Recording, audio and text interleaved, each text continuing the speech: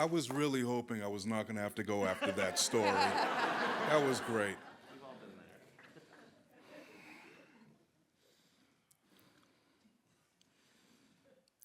It's a late Friday night, and my wife is in bed, and I'm starting to feel desperate.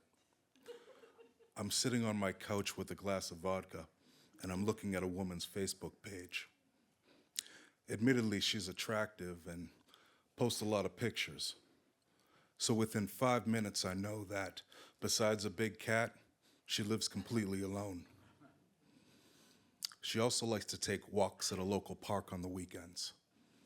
And her coworkers down at the bank got her a piece of tiramisu for her 25th birthday. But the next picture is really what draws me in. It's a picture of her standing with a group of friends. They all have big smiles and glassy eyes.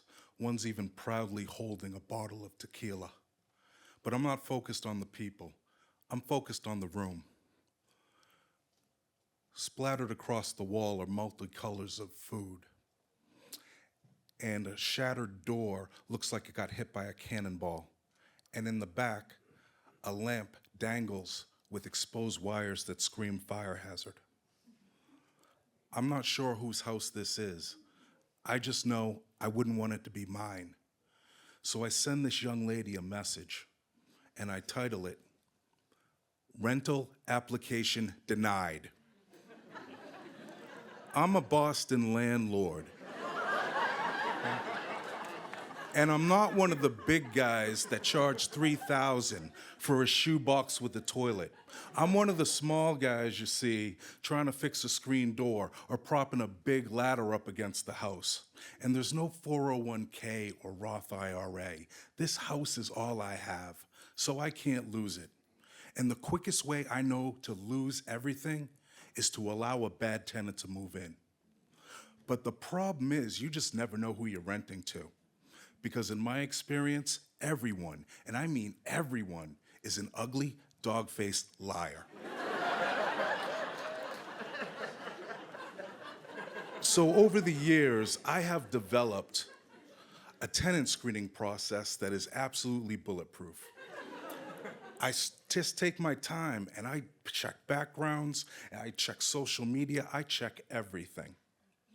And the one thing that I find is that people still lie.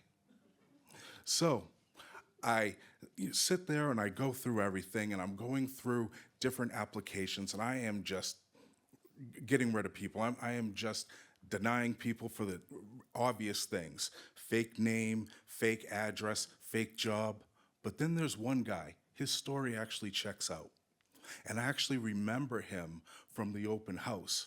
He came dressed in this fancy Argyle sweater, like he just started a first day at an internship. So I look him up online, and I find out he's very active with the church and a local community youth group.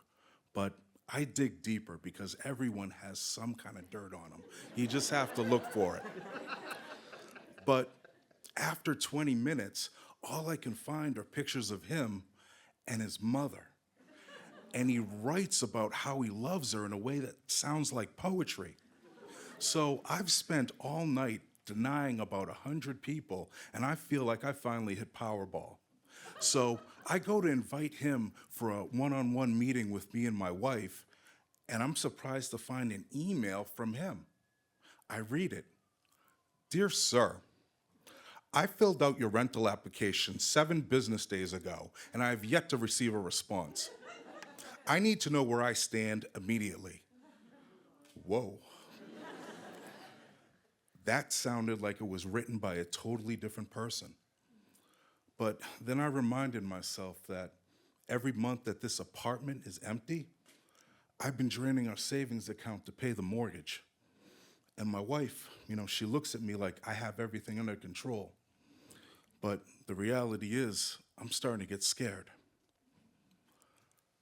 3 weeks later, he moves into his new apartment, and everything's going well until he just stops working.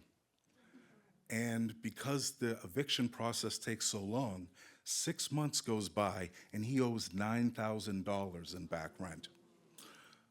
But he has a plan. To solve the problem, he takes out a renter's insurance policy for $15,000. And in an apartment that is surrounded by families with young children, he disables all the smoke alarms, takes a trash can full of rubbish, places it in his living room, and lights it on fire. Fortunately, no one died, but the apartment was completely destroyed. And surveillance video shows him moments after he lit the fire, leaving the building, saying hello to an elderly neighbor like it was just a regular day. When I found out what he did, I can only describe what I was feeling in one word, and that's relief. Because you see, when I received this pushy 7-business-day email, the tone felt like sandpaper on the back of my neck, so I refused to rent to him. I denied him and kept looking. But a year later, he was such a character, I wondered what happened to him, so I Googled him. I did what I do. And that's when I learned he actually got an apartment north of Boston. And after reading several news articles and one police report, I learned that he wasn't only a bad tenant, he was also a newly convicted arsonist who would later try to escape prison. So while I never actually rented to Mr. Argyle's sweater, he helped me see that my bulletproof screening process wasn't exactly so bulletproof, because in the end, it was a tiny 4-second feeling in my gut that saved this small landlord from experiencing one big, bad, burning disaster. Thank you.